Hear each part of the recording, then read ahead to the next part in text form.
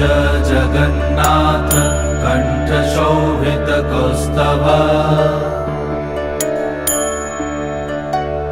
Padmanabha Vedgarbh चन्द्रशूय विलकना Jagannath Loknath नीलाद्रीश परहरि